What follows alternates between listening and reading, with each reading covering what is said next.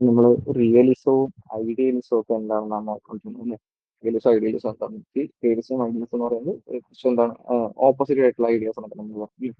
അതായത് റിയലിസം എന്ന് പറയുന്നത് ഹ്യൂമൻ നേച്ചറിനെ കുറിച്ച് അല്ലെങ്കിൽ ഇന്റർനാഷണൽ സിസ്റ്റം അനാപ്ലിക് ആണെന്ന് പറയുന്ന ഒരു രീതിയാണ് റിയലിസം എന്ന് പറയുന്നത്. അതുകൊണ്ട് എന്താവുന്നു സ്റ്റേറ്റുകൾ തമ്മിൽ ഒരു സർവൈവലിന് വേണ്ടിയുള്ള ഒരു ഒരു ആക്ട് ആണ് നടന്നുകൊണ്ടിരിക്കുന്നത്. ഇതിന്റെ ഭാഗമായിട്ട് ബേസിക്കലി സർവൈവൽ ഓഫ് ഫിറ്റസ്റ്റ് ഒക്കെ നമുക്ക് വേണമെങ്കിൽ പറയാം. അതിന്റെ ബാക്ക് ആക്ട് ആയിട്ട് എന്ത് പറ്റുന്നു കൂടുതൽ ഡോമിനേറ്റ് ചെയ്യാൻ പറ്റുന്ന കൂടുതൽ പവർഫുൾ ആയ രാജ്യങ്ങൾ ഡോമിനേറ്റ് ചെയ്ത് സ്റ്റേറ്റിൽ അല്ലെങ്കിൽ ഇന്റർനാഷണൽ സിസ്റ്റത്തിൽ വരുന്നു. അപ്പം എന്തില്ല ഒരു ഗ്ലോബൽ സോവറിൻ ഇല്ല അല്ലെങ്കിൽ ഗ്ലോബൽ ഗവൺമെന്റ് ഇല്ല.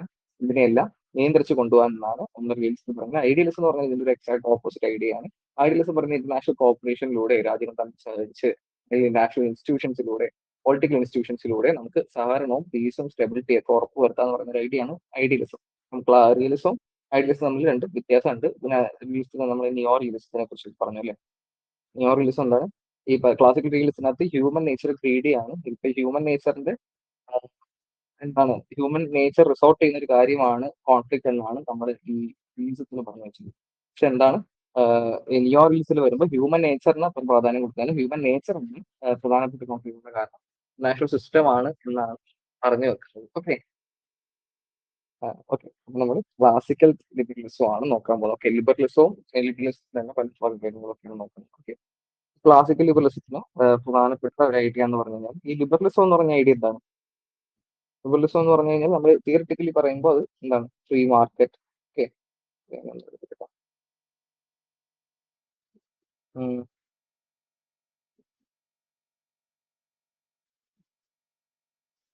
നോക്കാം.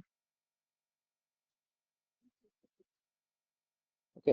ഫ്രീ മാർക്കറ്റ് ഒരു ഐഡിയ ആണ്. അതായത് മാക്സിമം സ്റ്റേറ്റിന്റെ ഇന്റർവെൻഷൻ കുറയ്ക്കുക എന്നൊരു ഐഡിയ ആണ് ലിബറലിസത്തിൽ പറഞ്ഞു വെക്കുന്നത്. ഓക്കെ. സ്റ്റേറ്റ് ഇന്റർവെൻഷൻ കുറയ്ക്കാതെ നമുക്ക് ഇൻഡിവിജ്വൽ റൈറ്റ്സിന് ഇമ്പോർട്ടൻസ് കൊടുക്കും. ഇപ്പം എന്താണ് നമ്മൾ ഈ സോഷ്യലിസം പോലെയുള്ള കളക്റ്റീവ് റൈറ്റ്സിന്റെ ഒരു ഓപ്പോസിറ്റ് ഐഡിയ ആണ് ലിബറലിസം എന്ന് പറയുന്ന ഐഡിയ. അപ്പം ഈ ലിബറലിസം എന്ന് പറഞ്ഞ തിയറിയിൽ നിന്ന് നാഷണലൈസേഷനിലേക്ക് വരുമ്പോൾ ലിബറലിസം അതനുസരിച്ച് മാറുന്നുണ്ട്. ഓക്കെ. ഇപ്പൊ ഐഡിയലിസം ആണെങ്കിൽ കൂടെ ഐഡിയലിസം തിയറിറ്റിക്കലി പറയുമ്പോൾ കുറെ മെറ്റാഫിസിക്സും ഐഡിയാസും വാല്യൂസും ഒക്കെ ബേസ് ചെയ്തിട്ടാണ് പറയുന്നത്. നമ്മൾ ഇന്റർനാഷണലൈസേഷനിൽ വരുമ്പോൾ അതിന്റേതായ ഒരു മാറ്റം ഉണ്ടാവും. അതാണ് ലിബറലിസത്തിൽ. ലിബറലിസത്തിൽ ഇന്റർനാഷണലൈസേഷൻ വരുമ്പോൾ പ്രധാനമായിട്ടും പറയുന്നത് ഒരു തരത്തിൽ ഐഡിയലിസത്തിൽ ഒരു സെയിം കോൺസെപ്റ്റ് ആണ്. അതായത് ഇന്റർനാഷണൽ കോർപ്പറേഷനിലൂടെ അല്ലെങ്കിൽ സ്റ്റേറ്റുകൾ തമ്മിൽ സഹകരിച്ചു കൊണ്ട് മുന്നോട്ട് പോയി കഴിഞ്ഞാൽ നമുക്ക് ഈ പറയുന്ന ഇന്റർനാഷണൽ സിസ്റ്റത്തിൽ പീസും സ്റ്റെബിലിറ്റിയും ഉറപ്പ് വരുത്താം എന്നാണ് ഐഡിയലിസത്തിൽ പറയുന്നത്. അതേ ഐഡിയ തന്നെയാണ് ലിബറലിസത്തിൽ പറയുന്നത്. പക്ഷെ ലിബറലിസത്തിൽ അല്ലെങ്കിൽ ക്ലാസിക്കൽ ലിബറലിസത്തിൽ ഇന്റർനാഷണൽ റിലേഷൻസിന് കുറച്ചുകൂടി ഇമ്പോർട്ടൻസ് കൊടുക്കുന്നത് എന്തിനാണ്? എക്കണോമിക് ഇന്റർ ഡിഫറൻസിനാണ്. ഓക്കെ. എക്കണോമിക് ഇന്റർ ഡിപെൻഡൻസിനാണ് കുറച്ചും കൂടെ ഒരു ഊന്നൽ നൽകുന്നത്. Okay. Cooperation on multilateral platform and through regional blocks can create peace and order. Key actors like MNC, NGOs, national organisation etcetera. നമ്മൾ ഐഡന്റിറ്റി പറഞ്ഞ അതേ കാര്യങ്ങളാണ്. സ്റ്റേറ്റ് മാത്രമല്ല നോൺ സ്റ്റേറ്റ് ആക്ടേഴ്സ് ആയിട്ടുള്ള എൻജിഒ ആയിക്കോട്ടെ, എംഎൻസിസ് ആയിക്കോട്ടെ, അല്ലെങ്കിൽ ഇന്റർനാഷണൽ ഓർഗനൈസേഷൻസ് ആയിക്കോട്ടെ, UN പോലെയുള്ള സംഘടനകൾക്ക് എന്ത് ഉറപ്പുവരുത്താൻ പറ്റുന്നതാണ് പറയുന്നത്? നാഷണൽ സിസ്റ്റത്തിന് പീസ് ആൻഡ് സ്റ്റെബിലിറ്റി ഉറപ്പുവരുത്താൻ പറ്റുന്നതാണ് പറയുന്നത്. അത് തന്നെയാണ് നമ്മൾ നേരത്തെ പറഞ്ഞത് ഐഡിയലിസമായിട്ട് വളരെ സിമിലർ ആയ ഒരു എന്താണ് ഐഡിയ ആണ് ലിബറലിസം. പക്ഷെ ഈ പറയുന്ന ഇന്റർനാഷണൽ റിലേഷൻസിലേക്ക് വരുമ്പോൾ ഒരു കുറച്ചും കൂടെ എക്കണോമിക് ഇന്റർ ഡിപെൻഡൻസിനാണ് ലിബറലിസത്തിൽ നമ്മൾ ഈ കുറച്ചും കൂടി കൊടുക്കുന്നത് ഇമ്പോർട്ടൻസ് കൊടുക്കുന്നത്. Alliance with supranational organisation. Supranational organisation എന്ന് പറഞ്ഞാൽ എന്താണ്? സുപ്രാനാഷണൽ ഓർഗനൈസേഷൻ എന്ന് പറഞ്ഞു കഴിഞ്ഞാൽ സുപ്രാനാഷണൽ ഓർഗനൈസേഷന്റെ ഒരു പ്രൈം എക്സാമ്പിൾ ആണ് നമ്മുടെ EU എന്ന് പറയുന്നത്. ഓക്കെ. യൂറോപ്യൻ യൂണിയൻ എന്ന് പറയുന്നത് സുപ്രാനാഷണൽ ഓർഗനൈസേഷന്റെ ഒരു പ്രൈം എക്സാമ്പിൾ ആണ്. സുപ്രാനാഷണൽ ഓർഗനൈസേഷൻ എന്ന് പറയാൻ കാരണം എന്താണ്? ഈ ഒരു ഓർഗനൈസേഷനിൽ നിൽക്കുന്ന ഈ രാജ്യങ്ങൾ അവരുടെ സോവർണിറ്റിയിലുള്ള കുറച്ച് അവകാശങ്ങൾ ഈ പറയുന്ന ഓർഗനൈസേഷന് കൈമാറും. ഇപ്പൊ EUവിന്റെ കാര്യം നോക്കുകയാണെങ്കിൽ നമുക്കറിയാം ഈ ഷെങ്കൻ അഗ്രിമെന്റിനെ കുറിച്ച് നമ്മൾ പഠിച്ചല്ലേ? അതേ കണക്ക് നമ്മുടെ ഈ യൂറോനെ സംബന്ധിച്ചൊക്കെ ചില നിയമങ്ങൾ അല്ലെങ്കിൽ ആ രാജ്യത്ത് പ്രാബല്യത്തിൽ വരുന്ന കാര്യങ്ങൾ ആ ഓർഗനൈസേഷൻ ആണ് അല്ലെങ്കിൽ ഇപ്പൊ യൂറോപ്യൻ യൂണിയൻ പോലെ യൂണിയൻ ആണ് തീരുമാനിക്കുക. ഓക്കെ. അപ്പം ഇൻഡിവിജ്വൽ ആയിട്ടുള്ള കൺട്രീസ് യൂറോപ്യൻ പാർട്ടായിട്ടുള്ള ഇൻഡിവിജ്വൽ ആയ കൺട്രീസിന് ചില കാര്യങ്ങൾ ഡിസൈഡ് ചെയ്യാനുള്ള പവർ യൂറോപ്യൻ യൂണിയന് ഉണ്ട്. അപ്പം അങ്ങനെ അവരുടെ ഈ പരമാധികാരത്തിനുള്ള സോവർണിറ്റിയുടെ ഒരു പാർട്ട് ഈ പറയുന്ന ഓർഗനൈസേഷന് കൊടുക്കുന്ന സംഘടനകളെയാണ് നമ്മൾ സുപ്രാനാഷണൽ ഓർഗനൈസേഷൻ എന്ന് പറയുന്നത്. അത് ഒരു സുപ്രാനാഷണൽ ഓർഗനൈസേഷൻ നമുക്ക് പറയാം. അത് കണക്ക് പ്രധാനപ്പെട്ട സുപ്രാനാഷണൽ ഓർഗനൈസേഷൻ എന്ന കംപ്ലീറ്റ് ഫോർമാറ്റ് എന്ന് പറയുന്നത് യൂറോപ്യൻ യൂണിയൻ ആണ്. ഓക്കെ. പ്രധാനപ്പെട്ട കുറച്ച് തിങ്കേഴ്സ് ആണ് ജോൺ ലോക്കും ആഡം സ്മിത്തും ഇമാനുവൽ കാന്റും ജെറമി ബെന്തോ ഒക്കെ. അപ്പൊ അവർ തന്നെ പറഞ്ഞിട്ടുള്ള കുറെ ടൈപ്സ് ഓഫ് ലിബറലിസം ഉണ്ട്. ഓക്കെ. നമുക്ക് ജസ്റ്റ് നോക്കി ഫസ്റ്റ് ആണ് സോഷ്യോളജിക്കൽ ലിബറലിസം. കാൾ ഡ്യൂഷ് ആണ് സോഷ്യോളജിക്കൽ ലിബറലിസത്തിന്റെ വക്താവായിട്ട് പറയുന്നത്. Dues gave the concept security community. അപ്പം സെക്യൂരിറ്റി കമ്മ്യൂണിറ്റി എന്ന് പറയുന്നത് ബേസിക്കലി ഒന്നുമില്ല. ഈ പറയുന്ന നമ്മൾ നേരത്തെയൊക്കെ പഠിച്ചത് തന്നെയാണ്. അതായത് ഈ പറയുന്ന ഒരു സഹകരണത്തിലൂടെ അല്ലെങ്കിൽ ഇപ്പം യൂറോപ്യൻ യൂണിയൻ തന്നെ നമുക്ക് എക്സാമ്പിൾ എടുക്കാം. യൂറോപ്യൻ യൂണിയൻ എന്തുണ്ട്? രാജ്യങ്ങൾ അങ്ങോട്ടും ഇങ്ങോട്ടും സഹകരിച്ച് ആക്രമിക്കാതെ സമാധാനപരമായി മുന്നോട്ട് പോകുന്നുണ്ട് അല്ലേ? അപ്പോൾ ഇതൊരു അണ്ടർസ്റ്റാൻഡിങ്ങിന്റെ ഭാഗമായിട്ടാണ് അല്ലെങ്കിൽ ഇതൊരു സെക്യൂരിറ്റിയുടെ ഭാഗമായിട്ടാണ് നമുക്ക് പറയാം. ഓക്കെ. കാരണം ഒരു കളക്റ്റീവായ സെക്യൂരിറ്റി യൂറോപ്യൻ യൂണിയനും അല്ലെങ്കിൽ അതുപോലത്തെ സംഘടനകളൊക്കെ വരുന്നുണ്ട്. ഓക്കെ. അതായത് ഏതെങ്കിലും ഒരു രാജ്യങ്ങളെ ആക്രമിക്കുക അല്ലെങ്കിൽ ഏതെങ്കിലും രാജ്യം സോവറിറ്റി ആക്രമിക്കുക എന്ന് പറഞ്ഞു കഴിഞ്ഞാൽ അത് എല്ലാ രാജ്യങ്ങൾക്കും നേരിടുന്ന ഒരു അഗ്രഷൻ ആയിട്ട് കണ്ടുകൊണ്ട് നിൽക്കുന്നു. ആ ഒരു കളക്റ്റീവ് സെക്യൂരിറ്റി മെഷർ ഉണ്ട്. അപ്പം ആ ഒരു അങ്ങനെ വരുന്ന ഒരു കമ്മ്യൂണിറ്റിയാണ് സെക്യൂരിറ്റി കമ്മ്യൂണിറ്റി എന്നും ഒരു ഐഡിയയിൽ കാൾ ഡ്യൂഷ് പറയുന്നത്. അപ്പം ഇത് നമ്മൾ നേരത്തെ പഠിച്ചിട്ടുണ്ട്. കളക്റ്റീവ് സെക്യൂരിറ്റി ഒക്കെ പഠിക്കുന്ന ടൈമിൽ ഈ ഒരു ഐഡിയ നമ്മൾ പഠിച്ചിട്ടുണ്ട്. അപ്പോൾ കാൾ ഡ്യൂഷ് അതിന്റെ വക്താവാണ്. പുള്ളി എഴുതിയ ബുക്കാണ് political community and north Atlantic. Okay.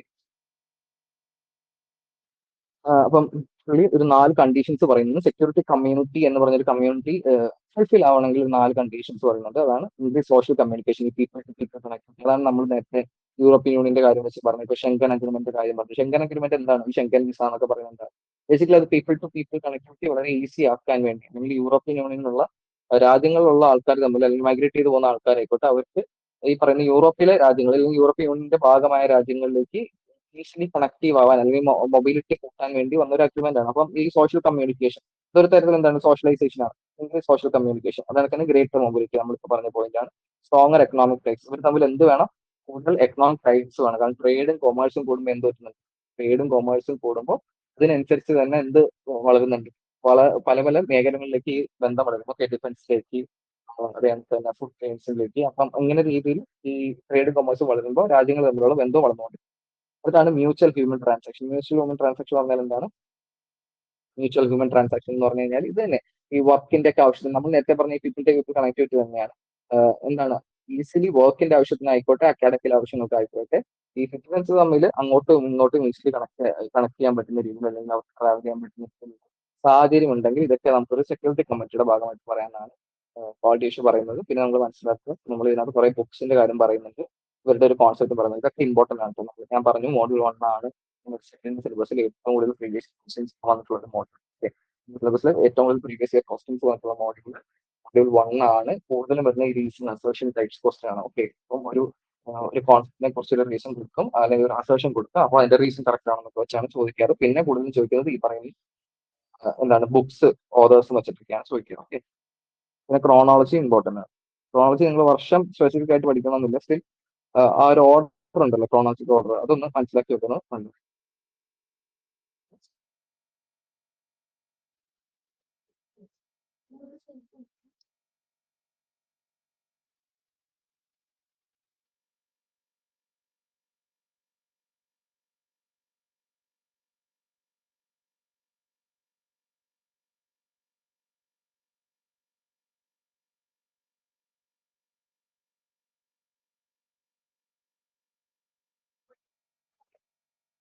ആ, അതാണ് ജോൺ ബർട്ടന്റെ കോപ്പ് വെബ് മോഡൽ എന്ന് പറയുന്നത്. Okay. Burton sees I R cannot be understood by the billiard board model instead ഈ പ്രൊപ്പൻസ് കോപ്പ്. ബേസിക്കലി ഒന്നുമില്ല. ഈ ബില്ലിയാർഡ് ബോർഡ് എന്താണെന്ന് അറിയാലോ? ഓക്കെ. ബില്ലിയാർഡ് ബോർഡ് എന്ന് പറഞ്ഞാൽ സൂപ്പർ കൈൻഡ് ഓഫ് ഗെയിം ആണ്. ഓക്കെ. വരച്ച് കാണിച്ചാൽ നമുക്ക് മനസ്സിലാവും. ഇതിനാണ് നമ്മൾ ബില്ലിയാർഡ് ബോർഡ് എന്ന് പറയുന്നത്. ഓക്കെ. ഈ ബില്ലിയാർഡ് ബോർഡിൽ എന്തുണ്ട്? ഒരുപാട് സെപ്പറേറ്റ് സെപ്പറേറ്റ്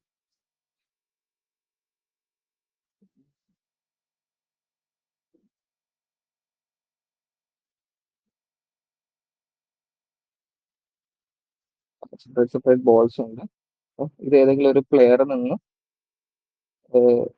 ഈ പറയുന്ന പോയിന്റിലേക്ക് അടിച്ചിട്ടുണ്ടെന്നാണ് ബിൽഡപ്പ് ഗെയിം എന്ന് പറയുന്നത്. അപ്പൊ ഇതിനകത്ത് എന്താണ് ഇതെല്ലാം സെപ്പറേറ്റ് സെപ്പറേറ്റ് എൻറ്റിറ്റീസ് ആണ്. അപ്പൊ പുള്ളി പറയുന്നത് ഇങ്ങനെ സെപ്പറേറ്റ് സെപ്പറേറ്റ് ആയിട്ട് നിന്ന് കഴിഞ്ഞാൽ ഡുവലിസം ഒന്നും ഐഡിയയിൽ വർക്ക് ആവില്ല.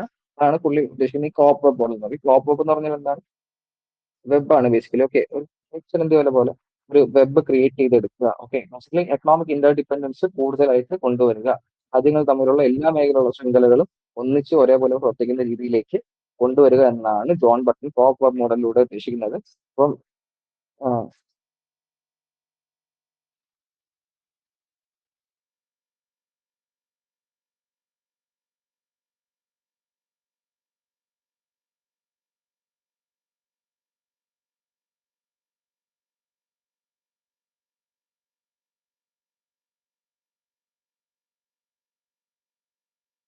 ഓക്കെ. ഇപ്പൊ കോപ്പ് മോഡൽ എന്ന് പറയുന്നത്, അപ്പൊ കോപ്പ് മോഡൽ എന്തിനെ ഫോക്കസ് ചെയ്യുന്നു? Will benefit by mutual cooperation and not conflict എന്നാണ്. ഓക്കെ. കോപ്പ് മോഡൽ അതായത് നമ്മൾ കൂടുതൽ ഇന്ത്യ ഡിപ്പെൻഡ് ആവുന്നതിലൂടെ എന്ത് പറ്റുന്നു? കോൺഫ്ലിക്ട് അല്ലെങ്കിൽ ഈ പറയുന്ന യുദ്ധങ്ങളിലേക്ക് നയിക്കുന്ന കോൺഫ്ലിക്ട് പോലുള്ള അല്ലെങ്കിൽ മേജർ ആയിട്ടുള്ള കോൺഫ്ലിക്റ്റുകൾ ഒഴിവാക്കപ്പെടുകയാണ് നടക്കുന്നത്. ഓക്കെ. പുള്ളി എഴുതിയ ജോൺ ബട്ട് എഴുതിയ പുസ്തകമാണ് വേൾഡ് സൊസൈറ്റി എന്ന് പറഞ്ഞ 1972. ഓക്കെ.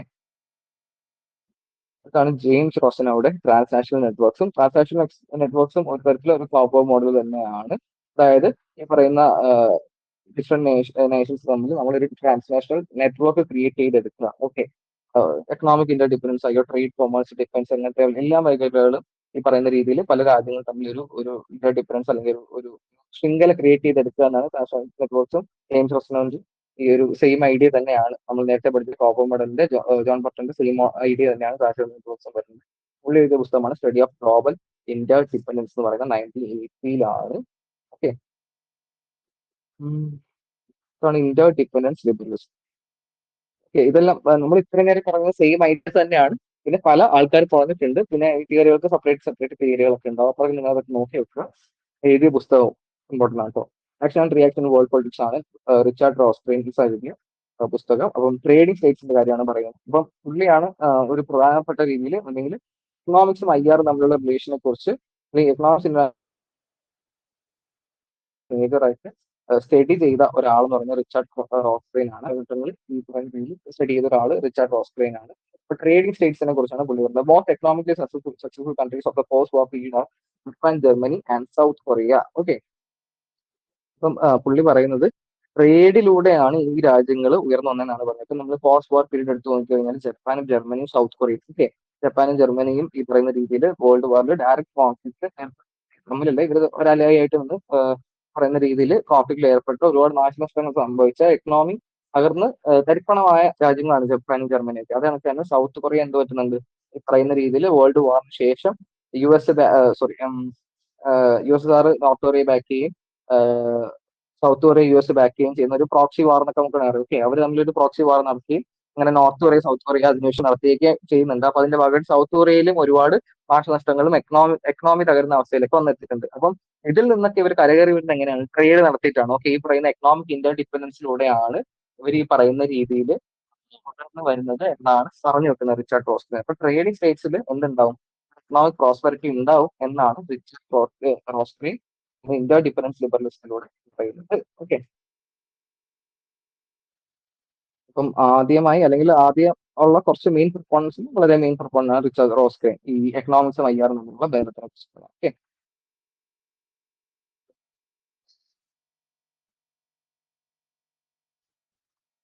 ഇതാണ് ഡേവിഡ് മിറ്ററിന്റെ functional theory. Corporate should be arrange by technical experts not by politicians എന്നാണ് ഡേവിഡ് മിറ്ററി പറയുന്നത്. ഇത് എന്താണ് വളരെ ലിബറൽ ആയിട്ടുള്ള ഒരു ഐഡിയ ആണ് ഡേവിഡ് മിറ്ററി പറഞ്ഞേക്കുന്നത്. ഓക്കെ. ഈ technical experts not by politician എന്ന് പറയുന്നത് ബേസിക്കലി ഉദ്ദേശിക്കുന്നത് പൊളിറ്റിക്കൽ ഐഡിയോളജീസിന്റെ പേരിലാവരുത് ഈ പറയുന്ന രീതിയിൽ രാജ്യങ്ങൾ തമ്മിൽ എന്താ സഹകരണം ഉണ്ടാവേണ്ടത്. ഇപ്പം നമ്മൾ നോക്കുന്നത് ഇപ്പൊ കമ്മ്യൂണിസം എന്ന ആശയധാരം വെച്ച് പുലർത്തുന്ന അല്ലെങ്കിൽ സോഷ്യലിസം എന്ന ആശയധാരം വെച്ച് പുലർത്തുന്ന രാജ്യങ്ങൾ തമ്മിൽ മാത്രമാവരുത് ഈ പറയുന്ന രീതിയിൽ ട്രേഡും കൊമേഴ്സും അല്ലെങ്കിൽ ഈ കണക്ടിവിറ്റിയും ഇന്റർ ഡിപെൻഡൻസും ഉണ്ടാവേണ്ടത്. ഇത് ബാക്കിയുള്ള രാജ്യങ്ങളിലേക്കും ടെക്നിക്കൽ എക്സ്പേർട്സ് എന്ന് പറഞ്ഞ ഒരു ടേം ആണ് ഉദ്ദേശിക്കുന്നത്. അതായത് ടെക്നിക്കലി ആയിരിക്കണം. ബേസിക്കലി ട്രേഡും കൊമേഴ്സും അങ്ങനത്തെ വരുന്ന ഈ സോറി ഈ ഡിഫൻസ് ഉൾപ്പെടെ വരുന്ന ബാക്കിയുള്ള ഒരു വെഞ്ചേഴ്സിന്റെ കാര്യത്തിലാണ് ഈ ടെക്നിക്കൽ എക്സ്പേർട്സ് എന്ന് പറഞ്ഞ വേർഡ് ഡേവിഡ് മെറ്ററിനെ യൂസ് ചെയ്യുന്നത്. ഓക്കെ. പൊളിറ്റീഷ്യൻസ് എന്ന് ഉദ്ദേശിച്ചിരിക്കുന്നത് ഐഡിയോളജിന്റെ ബേസിലാവരുത്. ഓക്കെ. ഐഡിയോളജി ബേസിലാവരുത്. എവിടെയാണോ പ്രോഫിറ്റ് ഉണ്ടാക്കാൻ പറ്റുന്നത്, നിങ്ങളുടെ നാഷണൽ ഇൻട്രസ്റ്റ് എവിടെയാണോ ഫുൾഫിൽ ആവുന്നത്, അപ്പം ആ ഒരു മേഖലയിലേക്ക് വേണം നിങ്ങൾ ഫോക്കസ് ചെയ്ത് ട്രേഡും കൊമേഴ്സ് ഒക്കെ നടത്താൻ. അല്ലാതെ പൊളിറ്റിക്കൽ ഐഡിയോളജിന്റെ ഭാഗമാകുന്ന പറയുന്നത് വളരെ ലിബറൽ ആയ ഒരു ഐഡിയ ആണ് ഡേവിഡ് മെറ്ററിന് പറഞ്ഞു വെക്കുന്നത്. അപ്പൊ പുള്ളി എഴുതിയ ബുക്കാണ് വർക്കിംഗ് പീസ് സിസ്റ്റം 1966. അതേക്കാണ് functionalist theory of politics. Okay.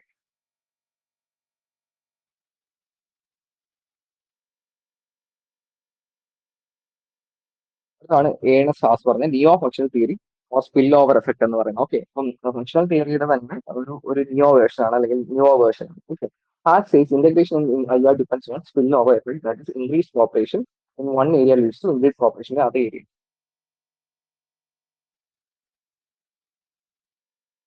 അപ്പം ഏണസ്റ്റ് ഹാസ് പറയുന്നത് നിങ്ങൾ ഏതെങ്കിലും ഒരു മേഖലയിലേക്ക് നിങ്ങൾ ഈ പറയുന്ന രീതിയിൽ ഇന്റർനാഷണൽ കോപ്പറേഷൻ ഉറപ്പുവരുത്തുകയാണ് ഇന്റർനാഷണൽ കോപ്പറേറ്റ് ചെയ്ത് നമുക്ക് പോവുകയാണെങ്കിൽ അത് സ്വാഭാവികമായിട്ടും ബാക്കിയുള്ള മേഖലകളിലേക്കും പടർന്നു പോകും, അല്ലെങ്കിൽ സ്പിൽ ഓവർ ചെയ്തു പോകും. ഓക്കെ, സ്പിൽ ഓവർ ചെയ്തു പോകും എന്നാണ് പറയുന്നത്. അത് നിങ്ങൾക്ക് ഒരു കാര്യത്തിലേക്ക് മാത്രം നിങ്ങൾ ഇന്ത്യ ഡിപ്പെൻഡ് ആയി തുടങ്ങി കഴിഞ്ഞാൽ, ഓക്കെ, നിങ്ങൾ ഈ പറയുന്ന രീതിയിൽ ഡിഫൻസിന്റെ കാര്യത്തിൽ മാത്രം ഇന്ത്യ ഡിപ്പെൻഡ് ആയിട്ട് ഒരുപാട് നാൾ കൊണ്ടുപോകാൻ പറ്റില്ല. അത് സ്പിൽ ഓവറായി ബാക്കിയുള്ള മേഖലകളിലേക്ക് പോകും എന്നാണ് ഏൺസ്റ്റ് ലാസ് പറഞ്ഞു വെക്കുന്നത്. അതിനാണ് സ്പിൽ ഓവർ എഫക്ട് എന്ന് പറയുന്നത്. Okay, beyond the nation state എന്നാണ് ഏൺസ്റ്റ് ലാസ് എഴുതി ഈ പുസ്തകത്തിന്റെ പേര്.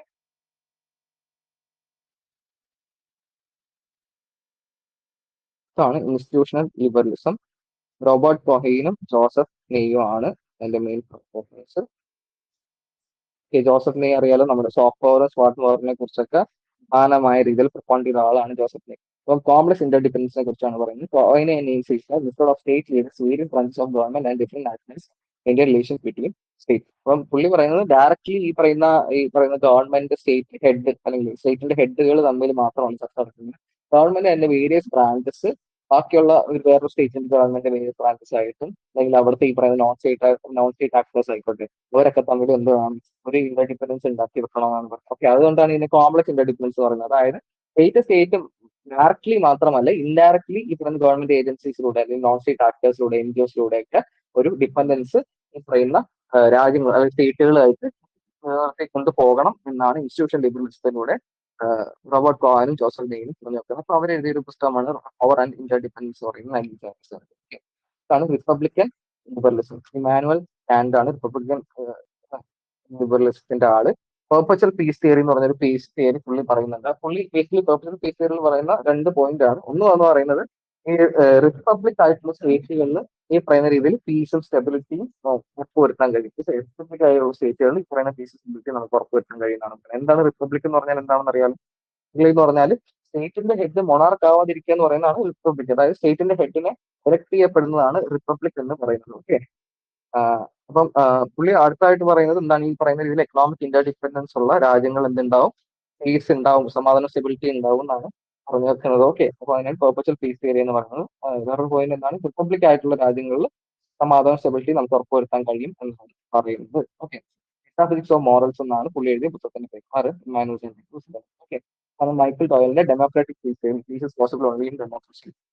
അതായത് ഡെമോക്രാറ്റിക് മാത്രമാണ് പീസ് സ്റ്റെബിലിറ്റി നമുക്ക് ഉറപ്പുവരുത്താൻ കഴിയുക. ഓക്കെ, പബ്ലിക് ഒപ്പീനിയനൊക്കെ ഒരുപാട് മാറ്റർ ചെയ്തുകൊണ്ട് പോകുന്നത് കാരണം അവിടെ എന്തുണ്ടാവും, പീസ് സ്റ്റെബിലിറ്റിയും കൂടുതൽ ഉറപ്പുവരുത്താൻ പറയുന്ന പറഞ്ഞ ഒരു പ്രിൻസിപ്പിൾ ആണ് മൈക്കിൾ ടോയിൽ പറയുന്നത്. ഒരു തിയറിയാണ് മൈക്കിൾ ടോയിൽ പറയുന്നത്, ഡെമോക്രാറ്റിക് പീസ് തിയറി ആണ്. ഞാൻ പറഞ്ഞു ഇതൊക്കെ ഒരുപാട് ഐഡിയൽ ആയിട്ടുള്ള കാര്യങ്ങളായിരിക്കും പറയുക. ഓക്കെ, പക്ഷെ എന്താണ്, തിയറീസ് ആണ്. ഓക്കെ, വളരെ ഐഡിയൽ ആയിട്ടുള്ള കാര്യങ്ങളായിരിക്കും, വളരെ ലിബറൽ ആയിട്ടുള്ള കാര്യങ്ങളായിരിക്കും. Okay, liberalism and world politics revisited എന്നാണ് മൈക്കിൾ ടോയിലറ്റ് പുസ്തകത്തിന്റെ പേര്. നിയോ ലിബറലിസം റോബർട്ട് കോഹൻ എഴുതിയ നിയോ ലിബറലിസത്തിന്റെ ഒരു പ്രധാനപ്പെട്ട വക്താവാണ് റോബർട്ട് കോഹൻ. അതെനിക്ക് ജോസഫ് നെയ്.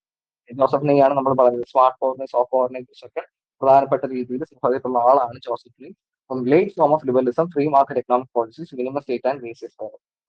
നിയോ ലിബറലിസം എന്താണ് നമുക്ക് അറിയാവുന്ന ഒരു തിയറിറ്റിക്കൽ ഫോം ഓഫ് ലിബറലിസം ഉണ്ടല്ലോ, ഫ്രീ മാർക്കറ്റ് പോളിസീസ്, അല്ലെങ്കിൽ ഇൻഡിവിജ്വൽ റൈറ്റ്സ് കൂടുതൽ നൽകിക്കൊണ്ട് ഈ പറയുന്ന ഗവൺമെന്റ് ഇന്റർവെൻഷൻ മാക്സിമം കുറച്ചുകൊണ്ട് പോകുന്ന പോളിസീസിനെയൊക്കെയാണ് നമ്മൾ നിയോ ലിബറലിസത്തിൽ കൂടുതൽ പറയുന്നത്. ലിബറൽ പോളിസീസ് തന്നെയാണ് നിയോ ലിബറലിസത്തിലും വരുന്നത്.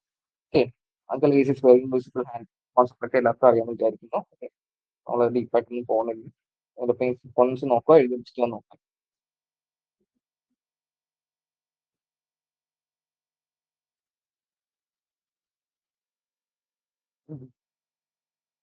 പിന്നെ കുറച്ച് ലോർഡ് പാമർസ്റ്റൺ എന്ന് പറഞ്ഞ പുള്ളിയാണ് ലിബറൽ ഇന്റർനാഷണൽ എന്ന് പറഞ്ഞ ഐഡിയ പറഞ്ഞിരിക്കുന്നത്.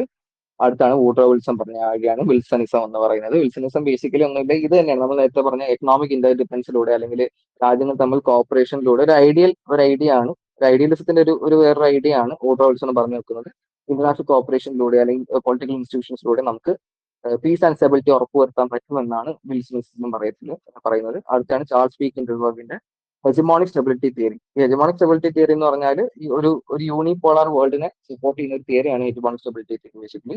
അതായത് ഒരു ഡോമിനന്റ് പവർ മാത്രമാണ് ലോകത്തിൽ ഉണ്ടെങ്കിൽ, ഒരു ഡോമിനന്റ് പവർ മാത്രമാണ് ലോകത്തിൽ ഉണ്ടെങ്കിൽ ലോകത്തിൽ സ്റ്റെബിലിറ്റി ഉണ്ടാവും. ഈ പറയുന്ന റേസ് ഉണ്ടാകുമ്പോഴാണ്, അല്ലെങ്കിൽ ബാക്കിയുള്ള രാജ്യങ്ങളും ഒരു ഡോമിനന്റ് പവർ ആയിട്ട് ഉയർന്നു വരാൻ ശ്രമിക്കുമ്പോഴാണ് അവിടെ കോൺഫ്ലിക്റ്റ് ഉണ്ടാവുന്നതെന്നാണ് ചാൾസ് പി കിൻഡൽബർഗർ പറയുന്നത്.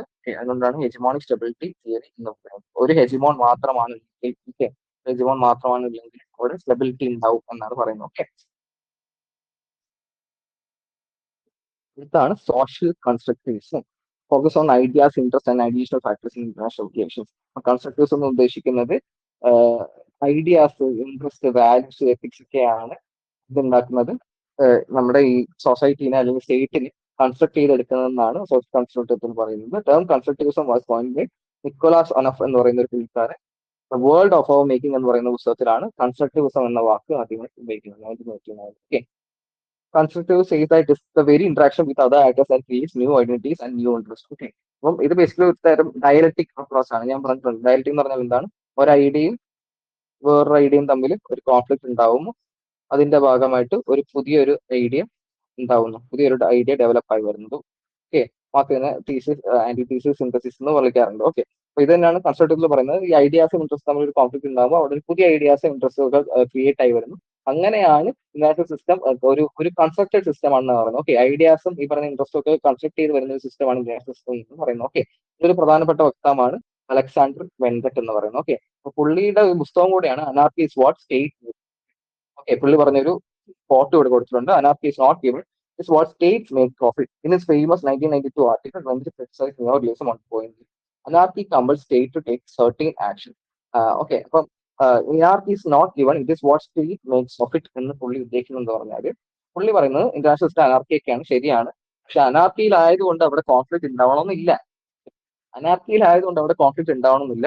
അത് സ്റ്റേറ്റ് എങ്ങനെ ഡീൽ ചെയ്യുന്നു അതിനനുസരിച്ചാണ്. ഓക്കെ. അപ്പം ഇന്ത്യയും പാകിസ്ഥാനും തമ്മിൽ എന്തുണ്ട്, ഇന്ത്യയും പാകിസ്ഥാനും തമ്മിൽ ഇപ്പം ഇന്റർനാഷണൽ സിസ്റ്റം കറന്റ് അനാർക്കിലാന്ന് എടുത്തു കഴിഞ്ഞാൽ ഇന്ത്യയും പാകിസ്ഥാനും എന്തുണ്ട്, അവിടെ കോൺഫ്ലിക്ട് ഉണ്ടാവുന്നുണ്ട്. അപ്പം അവിടെ എന്തുണ്ട്, ഇവിടെ കോൺഫ്ലിക്ട് ഉണ്ട്. അതേസമയം നമ്മൾ യൂറോപ്യൻ യൂണിയനിലൊക്കെ പോയി കഴിഞ്ഞാൽ അവിടുത്തെ രാജ്യങ്ങൾ തമ്മിൽ കോൺഫ്ലിക്ട് ഉണ്ട്. അപ്പൊ ബ്രെക്സിറ്റ് പോലുള്ള ഇഷ്യൂസ് ഒക്കെ നടന്നിട്ടുണ്ട്. ഓക്കെ. ബ്രിട്ടനൊക്കെ എക്സിറ്റ് അടിച്ചു പോയ ബ്രെക്സിറ്റ് പോലുള്ള ഇഷ്യൂസ് ഒക്കെ നടന്നിട്ടുണ്ട്. സ്റ്റിൽ അവിടെ ഈ വലിയ തോതിലുള്ള കോൺഫ്ലിക്റ്റോ അല്ലെങ്കിൽ ഈ പറയുന്ന ഒരു വയലന്റ് കോൺഫ്ലിക്റ്റോ കാര്യങ്ങളൊന്നും ഉണ്ടാവുന്നില്ല. അപ്പം അനാർക്കിയിലുള്ള സ്റ്റേറ്റ് കോൺഫ്ലിക്റ്റിലേക്ക് തന്നെ പോകണം എന്ന് പറയുന്നത് അലക്സാണ്ടർ വെൻഗട്ട് അംഗീകരിക്കുന്നില്ല. അത് സ്റ്റേറ്റ് എങ്ങനെ ഡീൽ ചെയ്യുന്നു അതിനനുസരിച്ചാണ് ഈ കാര്യങ്ങൾ ഇന്റർനാഷണൽ സിസ്റ്റം വർക്ക് ചെയ്യുന്നതാണ് പുള്ളി ഉദ്ദേശിക്കുന്നത്. ഓക്കെ. ഇപ്പോൾ 3 ടൈപ്സ് ഓഫ് അനാർക്കി ഉണ്ടെന്നാണ് പുള്ളി പറയുന്നത്. എന്തൊക്കെയാണ്? ഹോബീഷ്യൻ അനാർക്കി. ഹോബീഷ്യൻ അനാർക്കി എന്താണ്? തോമസ് ഹോബ്സിന്റെ സോഷ്യൽ കോൺട്രാക്ട് വരുന്നതിന് മുന്നേ ഉള്ള ഒരു അനാർക്കി സ്റ്റേറ്റിന്റെ കാര്യം പറയുന്നില്ലേ? ഓക്കെ. അതായത് എന്താണ്? War of all against all എന്നാണ് പറയുന്നത്. അതായത് കംപ്ലീറ്റ് അനാർക്കിയാണ്, എല്ലാവരും അങ്ങോട്ടും ഇങ്ങോട്ടും കോൺഫ്ലിക്ട് ഉള്ള സ്റ്റേറ്റ്. ഓക്കെ. അതാണ് ലോക്കിൻ അനാർക്കി. ലോക്കിൻ അനാർക്കി വരുന്നത് കുറച്ചും കൂടി ഒരു മെച്ചപ്പെട്ട സ്ഥിതിയാണ് പറയുന്നത്. അതായത് സ്റ്റേറ്റുകൾ തമ്മിൽ റൈവൽസ് ആയിട്ട് കാണുന്നെങ്കിലും എല്ലാ സ്റ്റേറ്റിന്റെയും സോവറിനിറ്റി റൈറ്റ്സിനൊക്കെ അങ്ങോട്ടും ഇങ്ങോട്ടും മാനിക്കുന്ന ഒരു അവസ്ഥയാണ് ലോക്കിൻ അനാർക്കിയിൽ വരുന്നത്. ഇതാണ് കാന്റിയൻ അനാർക്കി. കാന്റിയൻ അനാർക്കി വന്ന് ഇമാനുവൽ കാന്റ് പറഞ്ഞത് അനാർക്കിയാണ്. വളരെ പോസിറ്റീവ് ആയ ഒരു രീതിയിലാണ് പറയുന്നത്. അതായത് സ്റ്റേറ്റുകൾ തമ്മിൽ അങ്ങോട്ടും ഇങ്ങോട്ടും സഹകരിച്ചുകൊണ്ട് ഫ്രണ്ട്സ് ആയിട്ട് കണ്ടുകൊണ്ടെന്നാണ് പുള്ളി പറയുന്നത്. Okay. Each other as friends എന്നാണ് പറയുന്നത്. എമേഴ്സ് അമംഗ് കൺസോളിഡേറ്റഡ് ലിബറൽ ഡെമോക്രസീസ്. അപ്പം എല്ലാ രാജ്യങ്ങളും സഹകരിച്ചുകൊണ്ട് ലിബറൽ ഡെമോക്രസീസ് ആയിട്ട് ഉയർന്നു വരും എന്നാണ് കാന്റിയൻ അനാർക്കിയിൽ പറയുന്നത്. ഓക്കെ. ഈ അടിയിലുള്ള പാരഗ്രാഫ് വേണമെന്നില്ല. ഓക്കെ. പിന്നെ ഒരു 2 ബുക്കുണ്ട്. Mark of modern national interest in national society 1996 എഴുതിയ പുസ്തകമാണ്. പിന്നെ പീറ്റർ ജെ ക്ലാൻസിന്റെ book culture of national security. അത്യാവശ്യം ഇമ്പോർട്ടന്റ് ആയ ഒരു പുസ്തകമാണ്. ഞാൻ പറഞ്ഞു പുസ്തകങ്ങളും എഴുതിയ ഓതേഴ്സും പിന്നെ ചില കോൺസും നമ്മൾ ക്വസ്റ്റ്യൻ നോക്കുമ്പോൾ നമുക്ക് മനസ്സിലാവും. കൂടുതലും റീസൺ അത്യാവശ്യം ചോദ്യങ്ങളാണ്. അതുകൊണ്ട് നിങ്ങൾ കോൺസെപ്റ്റ് ബേസിക് കോൺസെപ്റ്റ് മനസ്സിലാക്കിയാൽ ബേസിക് കോൺസെപ്റ്റ് മനസ്സിലാക്കി വെക്കുക എന്ന് പറയുന്നത് ഈ മോഡ്യൂൾ 1 ഇമ്പോർട്ടന്റ് ആണ്. ഞാൻ പറഞ്ഞു ഏറ്റവും കൂടുതൽ പ്രീവിയസ് ക്വസ്റ്റ്യൻസ് വരുന്നത് മോഡ്യൂൾ 1 നിങ്ങൾ ക്വസ്റ്റ്യൻ ഡിസ്കസ് ചെയ്യുമ്പോൾ നിങ്ങൾക്ക് മനസ്സിലാവും.